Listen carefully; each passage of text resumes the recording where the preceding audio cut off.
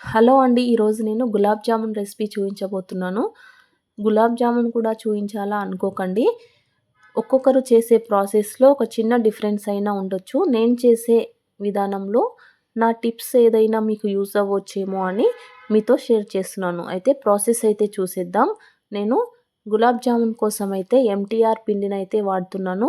500 grams పిండి ప్యాకెట్‌లో నేను హాఫ్ అంటే 250 గ్రామ్స్ పిండినైతే తీసుకొని ఒకసారి చేత్తో బాగా కలుపుకొని వేడి చేసి చల్లార్చుకున్న పాలనైతే కొద్ది కొద్దిగా యాడ్ చేస్తూ పిండినైతే కలుపుకోవాలి. పాలని కొద్ది కొద్దిగా యాడ్ చేసుకోండి. ఒకేసారి మొత్తం వేసుకుంటే పిండి అనేది మరీ పేస్ట్‌లా అయిపోతుంది. మనకు పిండి ప్రాసెస్ కావడానికి ఎన్ని పాలు అవసరమో అన్ని కొద్ది కొద్దిగా యాడ్ చేసుకోండి. ఇలా కలుపుకొని ఒకసారి చేత్తో బాగా గట్టిగా ప్రెస్ చేస్తూ కలుపుకోండి. ఇలా చేత్తో బాగా గట్టిగా ప్రెస్ చేస్తూ కలుపుకుంటే స్మూత్‌గా వస్తాయండి గులాబ్ జామున్స్. లేదంటే లోపల పిండి పిండిగా వస్తాయి. నేను ఇంకొంచెం పాలని ఇలా చిలకరించి లోపల మొత్తం బాగా కలిసే విధంగా బాగా గట్టిగా ప్రెస్ చేస్తూ పిండినైతే ప్రిపేర్ చేసుకున్నాను. ఇప్పుడు బాల్స్ అయితే ప్రిపేర్ చేద్దాం.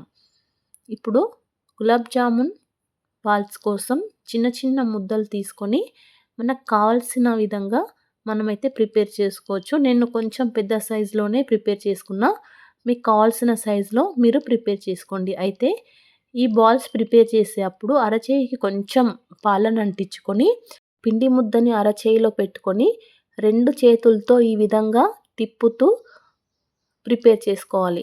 ఈ విధంగా బాగా తిప్పాలండి. గట్టిగా ప్రెస్ చేస్తూ బాగా తిప్పుతూ ప్రిపేర్ చేస్తేనే క్రాషెస్ ఏమీ లేకుండా స్మూత్‌గా వస్తాయి. చూడండి ఎంత స్మూత్‌గా వచ్చాయో. ఈ విధంగా మొత్తం బాల్స్ అయితే ప్రిపేర్ చేసుకోవాలి. అయితే నేను షుగర్ సిరప్ కోసం అయితే 250 గ్రామ్స్ పిండికి 1 లీటర్ వాటర్ అయితే తీసుకున్నా.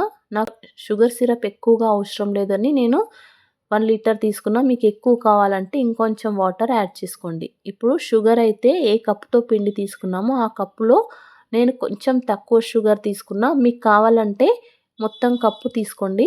2 ఇలాచీలను కూడా వేసుకొని ఈ పాకం అయితే మరిగించాలి. అయితే షుగర్ కరిగిపోయిన వెంటనే స్టవ్ ఆఫ్ చేసుకోకుండా నేను అలాగే మరిగిస్తూనే ఉన్నాను. నా బాల్స్ అయితే రెడీ అయిపోయాయి. ఇప్పుడు వేయించుకోవడానికి నెయ్యినైతే నేను యూస్ చేస్తున్నా. ఆయిల్‌ని కూడా యూస్ చేయొచ్చు మీరు. కాకపోతే నెయ్యి యూస్ చేస్తే టేస్ట్ బాగుంటుంది. ఇలా ఒక్కొక్క బాల్స్ యాడ్ చేసుకొని సిమ్‌లో పెట్టి వేయించుకోండి. ఒక్కసారి నెయ్యి వేగిపోయిన తర్వాత ఇంకా సిమ్‌లో పెట్టి వేయించుకోండి. అప్పుడే లోపల మొత్తం మంచిగా కాలుతుంది. ఈ విధంగా మొత్తం అన్ని వైపులా తిప్పుతూ కాల్చుకుంటేనే లోపల మొత్తం మంచిగా కాలుతుందండి.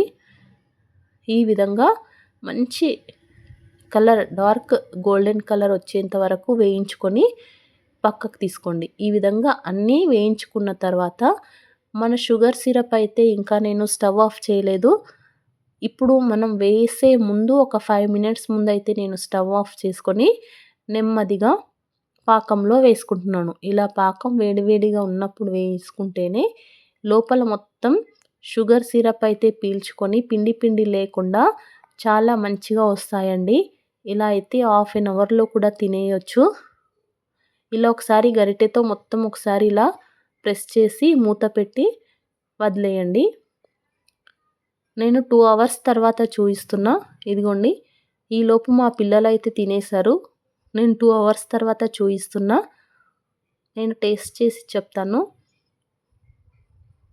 నాకు మరీ షుగర్ సిరప్ ఎక్కువ లేకుండా సరిపోయింది నాకైతే. ఇదిగోండి లోపల మొత్తం అసలు పిండినే లేకుండా బాగా షుగర్ సిరప్ అయితే పీల్చుకొని చాలా టేస్టీ అయిన గులాబ్ జామున్ అయితే రెడీ అయిపోయింది. వీడియో నచ్చితే లైక్ చేయండి, షేర్ చేయండి, సబ్స్క్రైబ్ చేయండి. అలాగే బెల్ ఐకాన్ని కూడా క్లిక్ చేయండి.